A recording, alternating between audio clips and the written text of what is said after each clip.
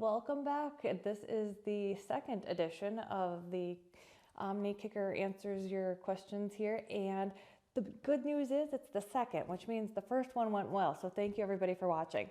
So the issue we're going to be addressing today is, how do we transition the family farm? It is such a broad question. I want to narrow it down, so please know that for this video it's going to be how do we transition the farm from parent to children. You may be selling it to other people. There's other types of transitions. I get that, but for the purpose of this, how do we transition it from parent to children? Well, the first thing I've got to tell you is there needs to be a discussion that happens as to whether or not children want the farm. There are sometimes in family situations where parents just think that, oh, I'm going to give the land to the kids.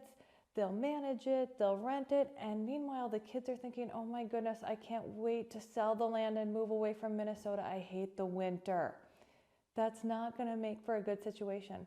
So you need to have discussions first, starting with what does a whole family envision happening with the farm before figuring out the proper transition method.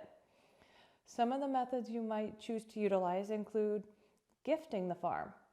Now, gifting the farm can be tricky, and it's something that is often used for parents that are maybe worried about medical assistance planning. However, you need to consider things such as the basis in land. And when you gift the farm to that next generation, you're also gifting the basis.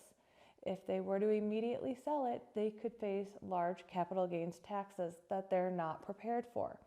However, if they hope to continue farming through that generation and possibly others, might be the best method for you. There are flat out people that want to sell the land to their kids. They might think, you know what, if my kids want this land, well, we're going to just sell it to them like we would anybody else. Well, great. So now we've got mom and dad who already have money and they're selling the land, and now they've got more money that can then be divided amongst all the kids. But does that kid that wants to buy the land have the cash to buy it? I don't know, but it's an option to consider. Another option utilized by families is a business entity, such as a family limited partnership, an S-corp, an LLC, whatever one you may choose. There are different reasons for choosing different entities, and that's not the subject of this video. But what I'm saying is, with business entity selections, there needs to be a consideration of who is going to take what role within the business. And you do need to make sure that proper procedures are followed. Otherwise, you could violate some of those business entity rules, and you really don't want to get into that. And another common method utilized is the trust.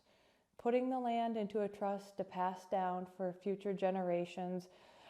The revocable trust is a great tool, but not everybody knows what needs to be done with the trust and how to actually properly title the assets so that they're put into the trust, so that the trust is fully funded and goes to the next generation. I hope that gives you some ideas, food for thought, or at least discussion topics that you can have with your family. Thank you.